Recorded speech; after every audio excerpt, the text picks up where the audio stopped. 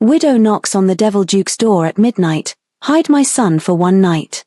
The gambling den doors burst open at midnight, thunder rolling through London's darkness as rain-soaked Clara Hartwell stumbled inside, dragging her 8-year-old son Leo by the hand. The boy clutched a wooden toy soldier like it was the only solid thing left in the world. Inside, smoke curled through lamplight, coins clinked across green bays, and men who should have been home with their families gambled away futures they'd never miss. At the center table sat Julian Thorne, Duke of Alaric, winning without joy, his cold eyes barely registering victory as another man folded with a curse. They called him the Devil Duke, not for cruelty but for certainty. He didn't bluff.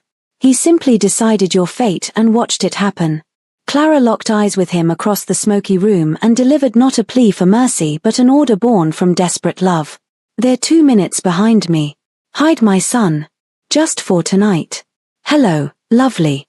If you're enjoying this tale of midnight choices, unlikely protection, and discovering that monsters sometimes have the most human hearts, I'd be so grateful for a like or subscribe.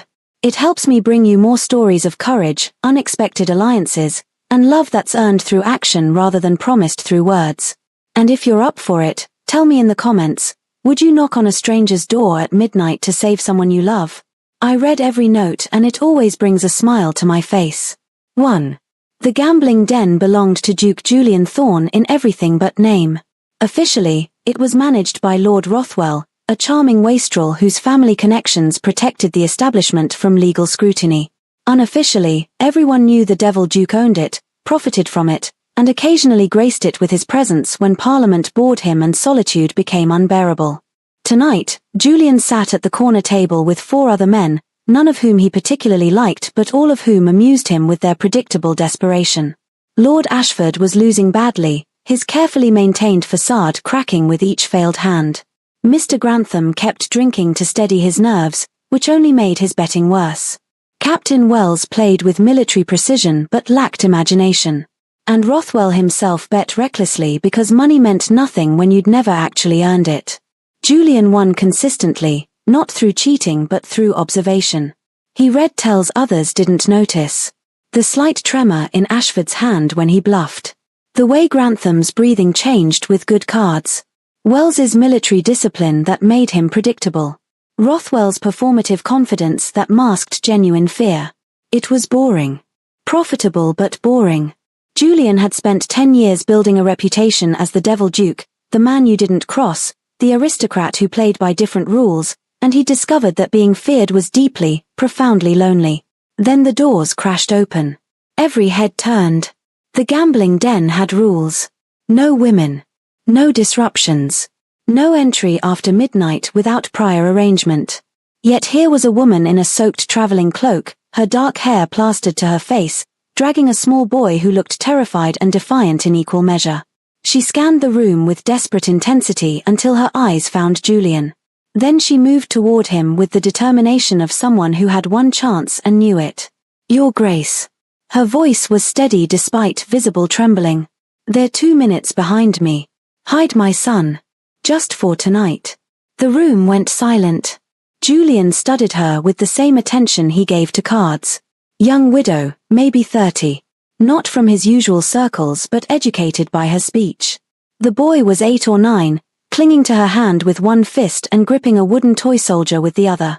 Rothwell recovered first, his charming smile sliding into place. My dear woman, this is hardly the place for children. Perhaps you've mistaken. I haven't mistaken anything. She cut him off without looking away from Julian. You're the Duke of Alaric. They say you're the devil himself. They say you never lose. They say men fear you because you don't bluff, you just decide. They say many things, Julian replied, his voice calm. What makes you think any of it's true?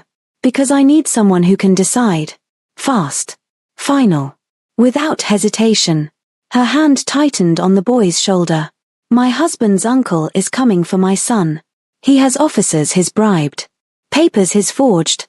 And 2 minutes until he arrives to take Leo somewhere I'll never find him. Why would he do that? Julian asked, though he was already standing, already calculating. Because my husband left something that makes Leo valuable. And while Leo lives free, his uncle can't touch it. Captain Wells laughed nervously. Alaric, surely you're not considering. All of you. Out. Julian's voice carried absolute authority. The den is closed for tonight. You can't be serious, Ashford protested. We're in the middle of a hand. And I'm ending it. You're up £300, Ashford. Consider it mercy. Leave. Now. When they hesitated, Julian removed his heavy cloak and dropped it over the boy's shoulders, enveloping him completely. He stays. The rest of you don't. Choose quickly because she's right about the timing. The other men scrambled to collect their winnings and depart. Only Rothwell paused at the door. Julian, if this becomes scandal. It's already scandal, Rothwell. I'm simply deciding which kind. Julian moved to the window, watching the street. 2 minutes, she said. Let's see if she's accurate. Clara stood frozen, watching this cold duke wrap her son in protection without asking questions, without demanding explanations, without any of the hesitation she'd expected. Why are you helping us? She whispered. I haven't decided yet. Julian's attention remained on the window. But I dislike people who use children as leverage. It offends my sense of order. 1 minute later, carriages appeared. 2 of them. Expensive, official-looking. Men emerged, and Julian recognized the type immediately. Sir Basil Harrowby, late 50s, expensively dressed, carrying himself with the confidence of someone used to buying cooperation. Behind him, a slick man in clerk's clothing, Mr. Crick probably, the kind who did dirty work for proper compensation. And 2 officers, nervous but committed, clearly paid to look official while acting criminal. He brought witnesses, Julian observed. Professional. He always is. Clara's voice was tight with fear. He'll claim concern for Leo's welfare. Say I'm unstable. That the boy needs proper guardianship. And you think I can stop him? I think you can make him hesitate long enough for me to find another way. Julian turned from the window, studying her with new interest. You're not asking me to save you permanently.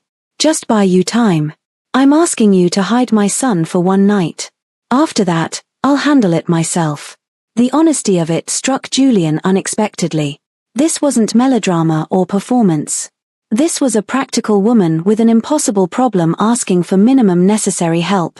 Heavy footsteps sounded on the stairs. Julian made a decision. Under the table. Both of you. Complete silence. He waited until Clara and Leo were hidden beneath the green baize cloth. Then he poured himself brandy, settled into his chair, and arranged cards as though he'd been playing alone all evening. The door opened without knock. Sir Basil entered with his entourage, his expression professionally concerned. Your Grace, I apologize for the intrusion. I'm searching for my nephew and his mother. They left their lodgings without notice, and given the child's age and his mother's condition, I'm naturally worried. Julian took a slow sip of brandy. Your family troubles aren't my concern, Harrowby. Of course not, Your Grace. However, witnesses placed them entering this establishment approximately 5 minutes ago. If they're here, I simply wish to ensure the boy's safety. This establishment closed 5 minutes ago. As you can see, I'm alone. Mr. Crick stepped forward, his voice oily with false deference. Your Grace, perhaps you weren't aware of their entrance. We could conduct a brief search. You could leave. Julian's voice dropped to the tone that had earned him his reputation. Immediately. Before I decide you've insulted me by suggesting I'm lying. The 2 officers exchanged nervous glances. They were paid, but not enough to cross a duke directly. Sir Basil tried a different approach, his smile remaining fixed. Your Grace, I understand your position. But the law is clear. As the boy's guardian. Are you? The law requires documentation. Proper guardianship papers filed with appropriate courts. Do you have them? They're being prepared as we speak. Then they don't exist yet. Which means you have no legal standing to demand anything. Julian stood, using his height and position deliberately. I'll say this once more, clearly. This establishment is closed. No one is here but me. You're welcome to verify that by speaking with Lord Rothwell, who manages this property, or by filing complaints with the appropriate authorities tomorrow during business hours. But you will not search these premises. You will not make demands. You will leave. Now. He didn't raise his voice.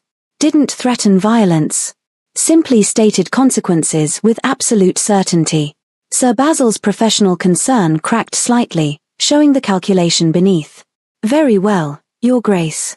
But understand, by dawn that child will be properly placed. With or without cooperation. After they left, Julian waited 5 full minutes before speaking. They're gone. You can emerge. Clara crawled out first, then helped Leo from under the table. The boy looked up at Julian with wide eyes. Are you really the devil? Tonight, I'm your monster, Julian replied with unexpected gentleness. Which means nothing can hurt you. He moved to the window, watching Basil's carriages retreat. They'll be back. Maybe not here, but somewhere. You have perhaps 6 hours before he files emergency custody papers. If he's as professional as he appears, he'll have magistrate support by morning. I know. Clara was already gathering Leo close. We'll leave London. Tonight. I have some money saved. You'll come with me. Julian turned from the window. To my townhouse. Where we'll examine exactly what your husband left that's worth stealing children for. Your Grace, I can't. The scandal alone is already started the moment I cleared this room for you. We're past propriety, Mrs. Hartwell. Now we're in damage control. Julian pulled on his coat. Besides, my house has better locks. And I'm curious about what's worth all this trouble. Clara wanted to refuse. Wanted to maintain her independence. But Leo was exhausted and terrified, and she had nowhere else safe to go. One night, she agreed. Just until I can arrange something better. One night, Julian confirmed. Though I suspect that's optimistic. His carriage waited outside, expensive and anonymous in equal measure.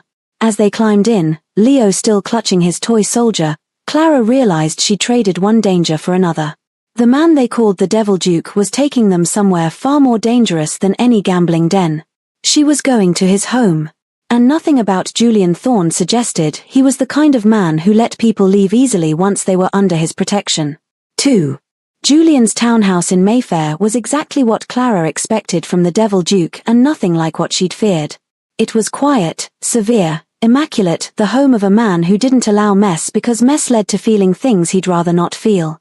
The butler, Greaves, was elderly and unflappable. He took one look at Clara's soaked cloak and Leo's terrified face and simply nodded. I'll prepare rooms, Your Grace. And perhaps refreshments. Tea. Food for the boy. Something simple. Julian hesitated. Do we have biscuits? Pastries, Your Grace. Mrs. Holloway keeps them for occasions. What occasions? We never have guests. Perhaps that's why we have so many pastries, Your Grace.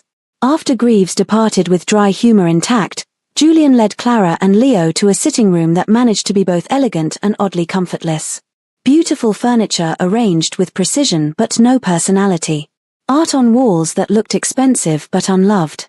Leo took it all in with the brutal honesty of childhood. Are you the monster? The question stopped Julian mid-motion. He turned to face the boy seriously. I've been called that. Why do you ask? Mama said we needed someone who wouldn't be afraid. Someone who could decide things. That sounds like a monster. Julian knelt to Leo's level, his expression unreadable. For tonight, I am your monster. Which means nothing can hurt you. Does that sound acceptable? Leo considered this with the gravity of someone who'd learned early that adults didn't always protect you. Can I keep my soldier? Of course. Every good monster needs an army.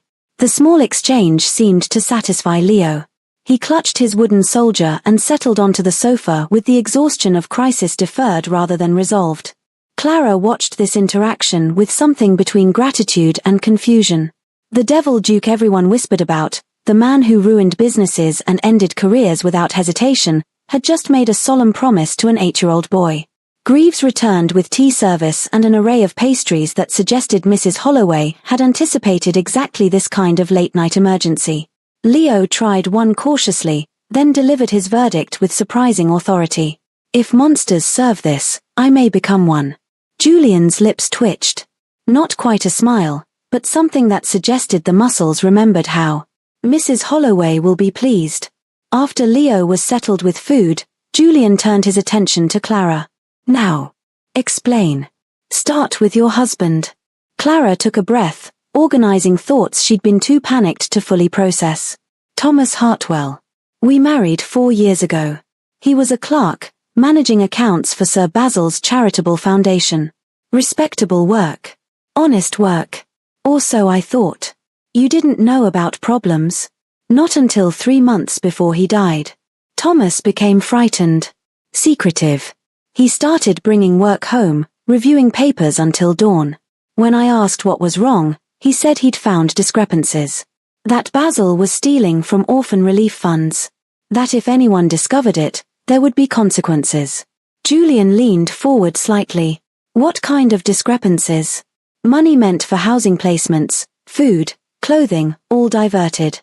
Thomas said it was thousands of pounds over years. He compiled evidence, created a ledger proving it. He planned to expose it properly, through legal channels. But he didn't. Clara's voice broke slightly. He died before he could. Carriage accident. Very sudden. Very convenient for Sir Basil. You think it was murder? I think Thomas was terrified the week before he died. I think he gave me a sealed packet and told me to hide it somewhere safe. I think 3 days after his funeral, Sir Basil suddenly became very interested in Leo's welfare. Clara pulled a worn envelope from inside her cloak. This is what Thomas left. I haven't opened it fully. Just enough to see it's a ledger with names, dates, amounts. Julian took the envelope carefully, examining the seal. You realize this makes you dangerous to Basil. And Leo even more so. Why Leo more than me? Because you're an adult who can testify. Leo's a child who can be controlled, hidden, or eliminated through legal means disguised as concern. Institutionalization. Apprenticeship to someone conveniently far away. Boarding school in another country. Any of these remove him from your protection permanently while looking respectable. The brutal practicality of it made Clara feel sick. Then what do I do? We examine this ledger. We determine exactly what leverage it provides. And we use it before Basil uses you. Julian stood, moving to a locked cabinet and removing paper and ink. But first, you should know something about your late husband. What? Julian's expression was complicated. 3 years ago, there was a fire at a factory I invested in secretly. Workers' housing, actually, though I kept my involvement quiet to avoid the usual aristocratic nonsense about charity. The fire spread fast. People were trapped. I was there meeting with managers when it happened. Clara watched him, seeing genuine emotion break through the cold facade. Your husband was there too, visiting his sister who worked in the building. He could have run. Most did. Instead, he dragged me out of a collapsing section that would have killed me. Refused to leave until he'd helped others. Saved probably a dozen lives that night, including mine. Thomas never mentioned that. He wouldn't have. That's who he was. Julian's voice was rough. I tried to repay him. Offered money, position, connections. He refused everything except a promise. What promise? That if he ever needed help, truly needed it, I would provide it without question. Julian met her eyes. I never got the chance. He died before calling that debt due. So now I'm extending it to you and Leo. Not charity. Payment of obligation to a man who saved my life. Clara felt tears threaten. He would have liked that. Thomas always believed in honoring debts. A sharp knock at the door interrupted them. Greaves entered looking uncharacteristically concerned. Your Grace, there's a messenger boy at the servants' entrance. He insists it's urgent. From Sir Basil Harrowby. Julian and Clara exchanged looks. Send him in. The boy was perhaps 12, nervous but determined to deliver his message properly. Begging your pardon, Your Grace, sir. Sir Basil says to tell you formal like that he's filed emergency custody papers. Magistrate will hear the case at 8 o'clock this morning. Says if the lady and boy aren't present, he'll have warrants issued. Thank you. Julian handed the boy a coin far more generous than necessary. Tell Sir Basil the message was received. After the boy left, Clara whispered, he's faster than I thought. Then we stop reacting, Julian said with sudden determination, and start hunting. He moved to his desk, pulling papers and beginning to write with focused intensity. Greaves, send for my solicitor. Mr. Fenwick. Tell him it's urgent and involves challenging custody fraud. He'll come. At 2 in the morning, Your Grace. He owes me several favors. Use them. Julian continued writing without looking up. Mrs. Hartwell, I need you to remember everything. Every detail Thomas mentioned. Every name in that ledger. Every discrepancy he found. We have 6 hours to build a case that protects Leo permanently. Clara moved to the desk, her fear transforming into focus. Then let's get started. As they worked through the night, Leo fell asleep on the sofa, still clutching his wooden soldier, wrapped in Julian's cloak that swamped him completely. Every so often, Julian would glance at the boy, his expression unreadable but no longer quite so cold. The Devil Duke, Clara realized, was beginning to remember what it felt like to protect something that mattered. 3. Dawn arrived with the kind of grey London light that made everything look slightly more hopeless. Clara had been awake for 24 hours, sustained by tea and fear in equal measure. Julian had worked through the night without visible exhaustion, his focus absolute as he, Clara, and his solicitor Mr. Fenwick had examined Thomas's ledger. What they found was worse than Clara had expected. Sir Basil Harrowby had stolen over £15,000 from orphan relief funds over 5 years. But the ledger revealed something more insidious. He'd funneled the money through carefully constructed false charities, using names of people who either didn't exist or were conveniently dead. Mr. Crick, his clerk, had managed the paperwork with professional precision. This is damning evidence, Mr. Fenwick said, adjusting his spectacles. The solicitor was in his 50s, precise and unflappable in the way men became when they'd spent decades navigating aristocratic scandals. But it's also dangerous. Sir Basil won't simply retreat. He'll escalate. He already has. Julian pointed to the custody papers that had been delivered an hour ago. 8 o'clock hearing. Emergency placement. He's using speed and respectability as weapons. Then we counter with exposure, Clara said, though her voice shook with exhaustion. Take this to the magistrate. Show him what Basil really is. It's not that simple. Fenwick spread the legal documents across the desk. Basil's filed under concern for the child. He's presented you as unstable, recently widowed, unable to provide proper care. He has witness statements from neighbors claiming they've heard arguments, seen you in distress.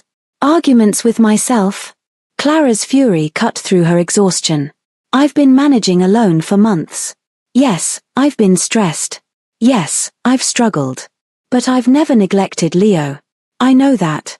You know that. But on paper, Basil looks like concerned family acting responsibly. Fenwick's expression was sympathetic but realistic. And you look like a woman fleeing to a duke's house at midnight. The optics are unfortunate. Julian stood, pacing with controlled energy. Then we change the battlefield. Basil wins if this stays a private family matter, whispered about but never fully examined. We need witnesses. Public scrutiny. Force him to defend his concern in daylight. How? Clara asked.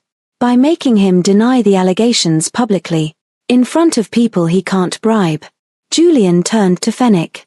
Can you arrange a meeting with Magistrate Pembroke? The one who handles charity fraud cases? Fenwick considered. Pembroke is notoriously difficult.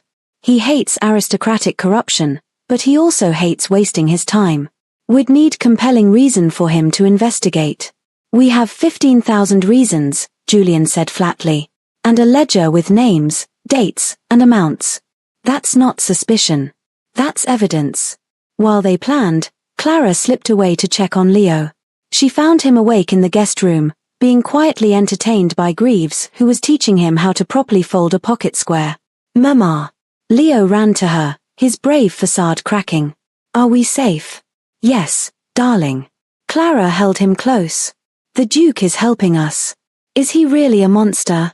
I think he pretends to be one so people don't realize he's actually quite kind. Leo absorbed this with the seriousness of childhood. That's smart. Monsters don't have to be scared. The simple wisdom of it made Clara's throat tight. Her 8-year-old son had learned to value protection over perfection, safety over social nicety. She'd failed him in that. Failed to recognize danger soon enough. Failed to act before desperation forced midnight flights to gambling dens. A soft knock at the door interrupted her thoughts. Julian entered, his expression gentler than she'd seen.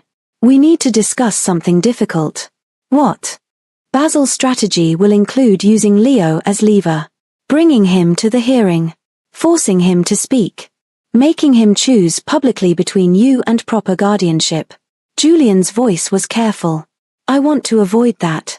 Keep Leo here, protected, while we handle this." "You want me to leave him again?" "I want him spared from being used as weapon." Julian knelt beside Leo. "Would that be acceptable to you? Staying here with Greaves and Mrs. Holloway while your mother and I handle some very boring adult business?" Leo looked between them, then addressed Julian directly. "Will you protect her?" "Yes." "Do you promise?" "Like last night?" "I promise." Julian's voice carried absolute certainty. "Nothing will hurt her while I'm present." "Then you can borrow my soldier." Leo held out the wooden toy. "For protection." Julian took the small figure carefully, as though it were made of glass. Something in his face shifted, became more human. "Thank you. I'll return it when I've brought your mother back safely." After Clara kissed Leo goodbye, she and Julian climbed into his carriage for the short ride to Magistrate Pembroke's chambers. She felt exhausted, terrified, and oddly bolstered by the man sitting across from her. "Why are you doing this?" she asked quietly. "The debt to Thomas doesn't require all this effort. You could have simply hidden us for a night and walked away." Julian was silent for a moment, watching London pass outside the window. "Do you know what it's like to live as a monster?" "No. It's safe. People fear you, which means they don't ask things of you. Don't expect warmth or connection. Don't get close enough to be disappointed when you fail them." His voice was flat, factual. "I've lived like that for 10 years. Built reputation on being cold, ruthless, untouchable. It's remarkably lonely. Then why maintain it? Because the alternative is feeling things. Caring about outcomes. Risking failure that matters." Julian turned to face her. "Last night, when you demanded I hide your son, you didn't ask me to be kind. You asked me to be effective. To decide and act without hesitation. You needed the monster. And now I'm remembering what it felt like to be human. To protect something that matters. To have someone look at me the way Leo did when I promised nothing would hurt you." Julian's expression was complicated. "Your late husband saved my life by reminding me that lives are worth saving. You're allowing me to repay that by remembering why I wanted my life saved at all." Before Clara could respond, the carriage stopped. They'd arrived at Pembroke's chambers. The magistrate's offices were austere, functional, designed to intimidate through severity rather than grandeur. Magistrate Pembroke himself was 60, grey-haired, with the face of someone who'd spent decades seeing humanity at its worst and somehow maintaining standards anyway. "Duke of Alaric." Pembroke's greeting was respectful but not deferential. "Your solicitor said this concerned charity fraud." "I'm listening." Julian placed Thomas's ledger on the desk between them. "Sir Basil Harrowby has stolen £15,000 from orphan relief funds over 5 years. This ledger, compiled by his late clerk Thomas Hartwell, documents everything. Names, dates, amounts, falsified charities, ghost beneficiaries."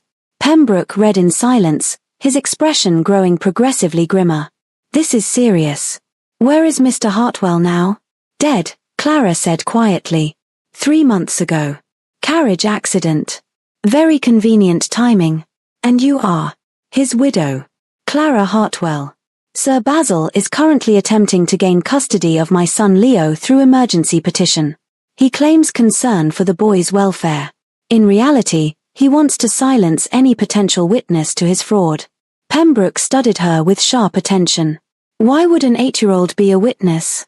"Because my husband told me everything before he died. And because Leo represents the one person who could eventually testify about his father's fears, his work, his sudden death. As long as Leo remains free and aware, he's dangerous to Basil." "That's a serious accusation, Mrs. Hartwell."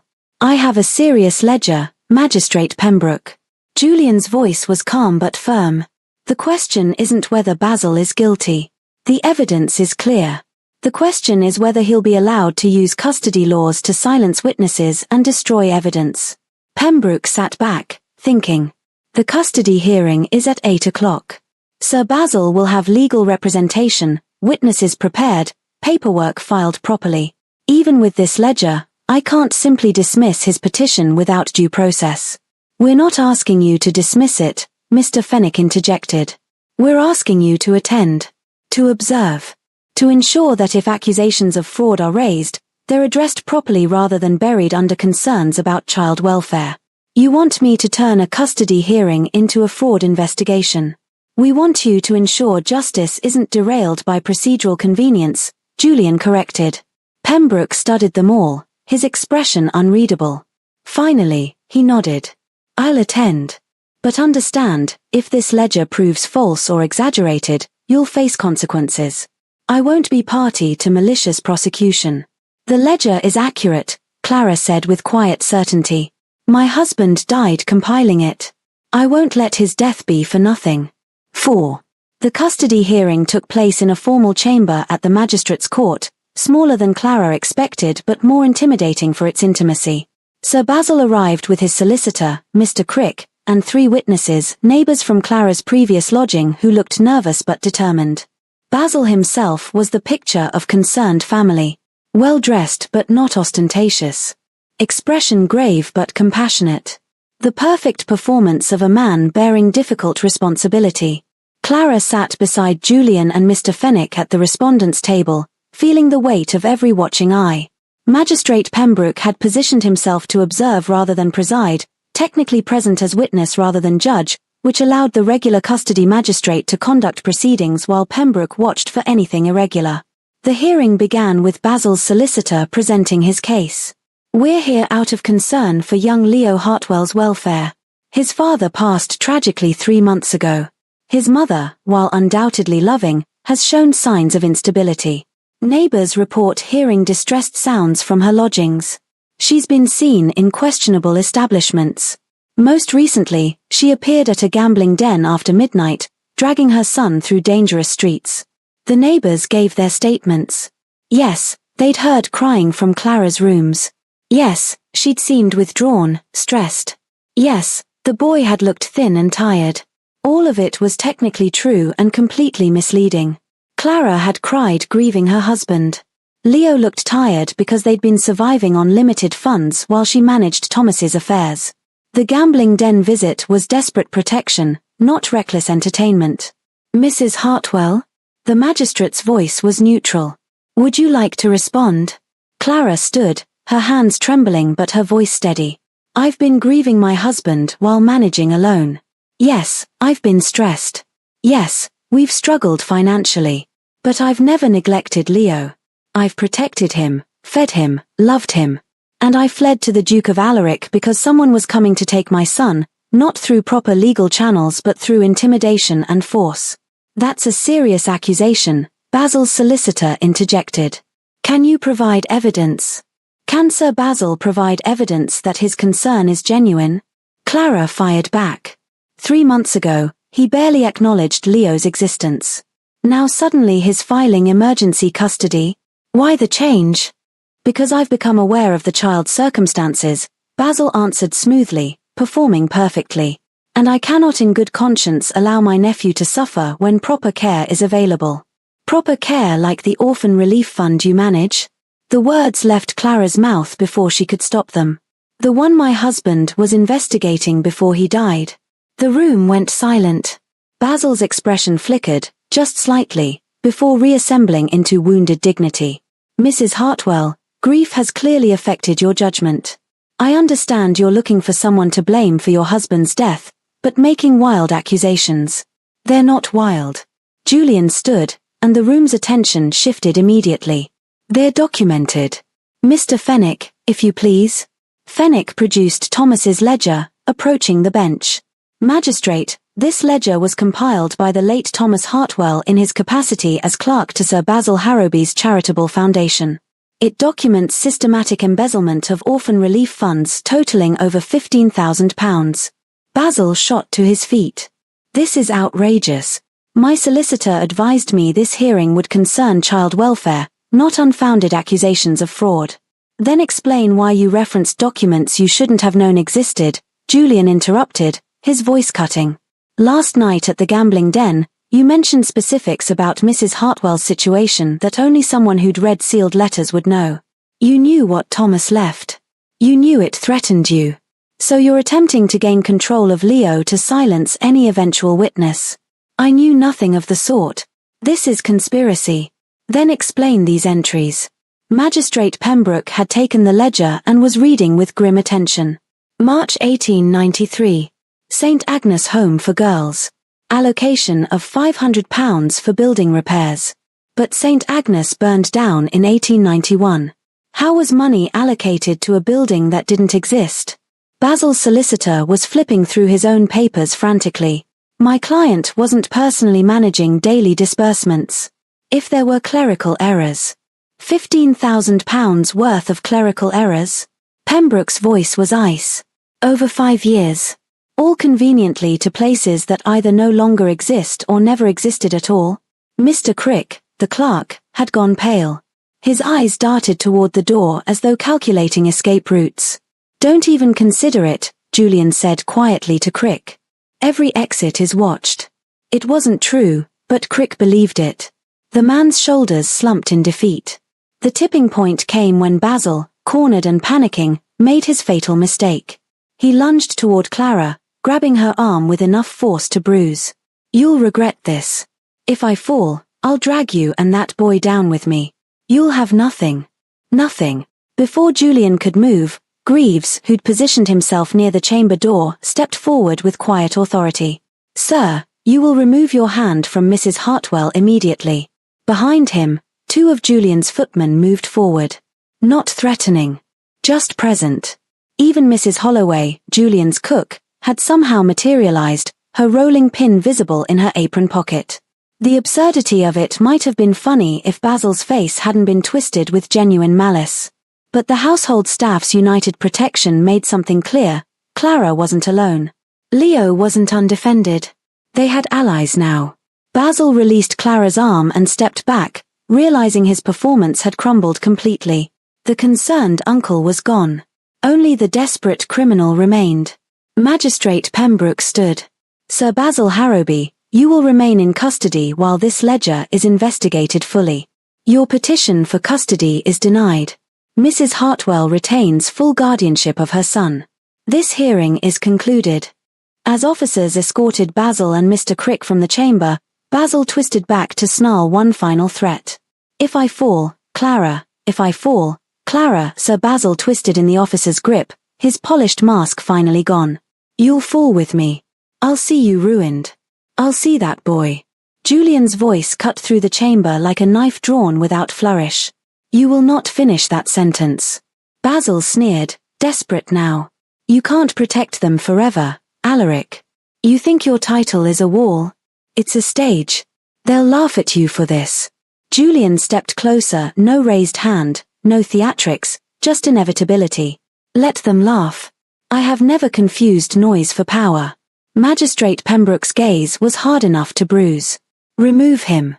As Basil was dragged toward the doors, he leaned back one last time, venomous and loud for the benefit of every ear in the room.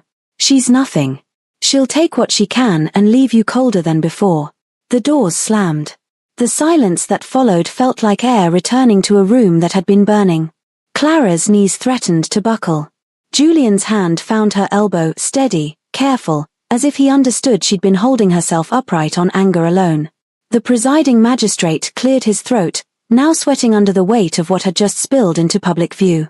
Mrs. Hartwell retains full guardianship. Sir Basil Harrowby's petition is denied pending investigation. This matter is concluded. Mr. Fenwick gathered the ledger as if it were a loaded pistol. We should leave before anyone decides to turn this into gossip. Outside, the morning was grey and busy and indifferent, London carrying on as though it hadn't nearly swallowed a child whole. Clara climbed into Julian's carriage with hands that still shook. I didn't win, she whispered once the door shut. I survived. Julian watched the street slide past. Survival is the first victory people like Basil never forgive. Back at the townhouse, Leo barreled into the hall the moment he heard Clara's footsteps. "Mama." She dropped to her knees, crushing him to her chest, breathing him in like proof. "He can't take you," she murmured into his hair. "Not today." Leo pulled back just enough to look at Julian, solemn as a judge. "Did you scare him?" Julian's mouth almost smiled. "Almost. The law did the scaring. I simply stood where Basil couldn't step." Leo nodded, satisfied, and marched off with Greaves, announcing he required victory biscuits, as if that were a recognized category. In the quiet that followed, Clara turned toward the front door, toward the part of her that still believed she must leave before gratitude became dependence. Julian spoke before she could move. "Don't." Clara's throat tightened. "Your Grace, this was one night. I agreed to one night of hiding," he said. "Not one night of caring." He reached into his coat and drew out a simple ring, gold and showy, as if it had been waiting for the right hand rather than the right scandal. "Basil will have allies. Men like him always do. He'll try again, through whispers, paperwork, threats dressed as concern." Clara stared at the ring, her breath caught. Julian's voice softened, but it didn't lose its certainty. "Marry me, Clara Hartwell. Not because you're trapped, because I am finished pretending I have no heart. Let me make you and Leo untouchable. Let me make you mine, properly." He held the ring out, steady as a vow, and the Devil Duke waited, no bluff, no games, only an answer. If this story touched your heart, please show your support by liking this video and subscribing for more tales of mystery, courage, and love that defies expectations. I'd love to hear your thoughts. Would you have had the courage to come back from the dead to expose the truth? What would you do in Clara's place? Share your reflections in the comments below. Until next time, may you always choose truth over convenience, and love over fear. This is your storyteller reminding you that the most powerful stories are the ones where people refuse to stay dead when the world wants them buried.